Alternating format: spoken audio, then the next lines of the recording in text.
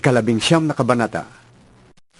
Pagkatapos niyang ipangaral ang mga bagay na ito, umalis si Jesus sa Galilea at nagtungo sa lupain ng Judea, sa kabila ng ilog Jordan.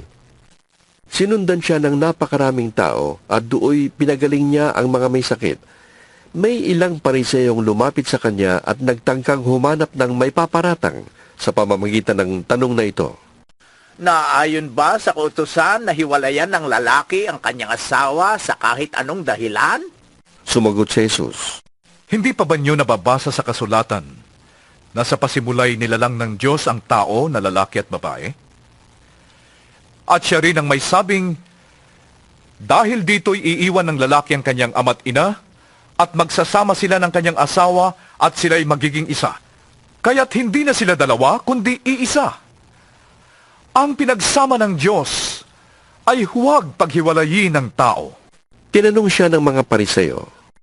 Kung gayon, bakit inyutos ni Moises na bigyan ng lalaki ang kanyang asawa ng kasulatan ng diborsyo bago niya hiwalayan ito?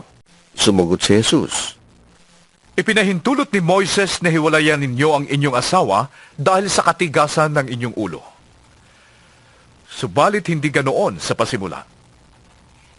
Ito ang sinasabi ko sa inyo. Sino mang lalaking humiwalay sa kanyang asawa at mag-asawa sa iba, ay nagkakasala ng pangangalunya, maliban kung ang asawa niya ay nakiapid sa iba.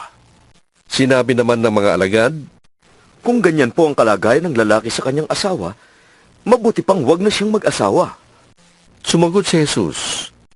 Hindi lahat ay kayang tumanggap ng aral na ito, kundi sila lamang na pinagkalooban ng Diyos. Sapagkat may iba't ibang dahilan kung bakit may mga lalaking hindi makapag-asawa.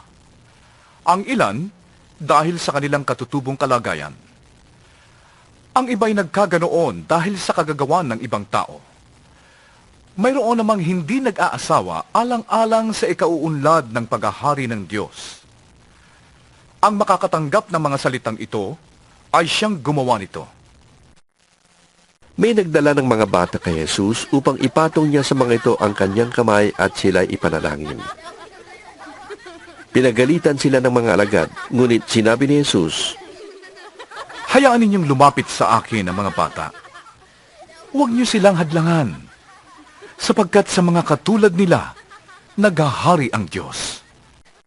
Ipinatunggan niya sa mga bata ang kanyang kamay at pagkatapos ay umalis na siya. May isa namang lalaking lumapit kay Jesus at nagtanong, Guro, ano pong kabutihan ang dapat kong gawin upang makamtan ko ang buhay na walang hanggan? Sumagot si Jesus, Bakit mo ako tinatanong kung anong mabuti? Ang Diyos lang ang mabuti. Kung ibig mong magkamit ng buhay na walang hanggan, sundin mo ang mga utos. Alin sa mga yon? Tanong niya. Sumagot si Jesus, Huwag kang papatay. Huwag kang mangangalunya. Huwag kang magnanakaw. Huwag kang magiging saksi para sa kasinungalingan. Igalang mo ang iyong ama at ina, at ibigin mo ang iyong kapwa, gaya ng pag-ibig mo sa iyong sarili. Sinabi ng binata, Tinutupad ko na po ang lahat ng yan. Ano pa po ang dapat kong gawin? Sumagot si Jesus, Kung ibig mong maging ganap, ipagbili mo ang lahat ng iyong ari-arian, at ipamahagi sa mga dukha ang pinagbilhan, at magkakaroon ka ng kayamanan sa langit. Pagkatapos, bumalik ka at sumunod ka sa akin. Pagkarinig nito, malungkot na umalis ang binata sapagkat siya ay napakayaman.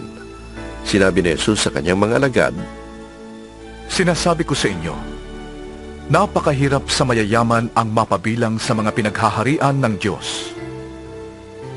At sinasabi ko pa rin, mas madali pang makadaan sa butas ng karayom ang isang kamelyo kaysa mapabilang sa mga pinaghaharian ng Diyos ang isang mayaman. Nagtaka ang mga alagad nang marinig ito kaya't naitanong nila, Kung gayon, sino po ang maliligtas? Tiningnan sila ni Jesus at sinabi, Hindi ito magagawa ng tao. Ngunit, magagawa ng Diyos ang lahat ng bagay. Nagsalita naman si Pedro, Tignan po ninyo, Iniwan namin ang lahat at kami sumunod sa inyo. Ano po naman ang para sa amin? Sinabi sa kanila ni Jesus, Tandaan ninyo ito. Kapag naghahari na ang anak ng tao sa kanyang maringal na trono sa bagong daigdig, kayong sumunod sa akin ay uupo din sa 12 trono upang mamuno sa 12 lipi ng Israel. Kapag iniwan ni Noah ang kanyang tahanan, mga kapatid na lalaki at babae, ama, ina, mga anak, o mga lupain alang-alang sa akin, ay tatanggap siya ng 100 ibayo at pagkakalooban ng buhay na walang hanggan.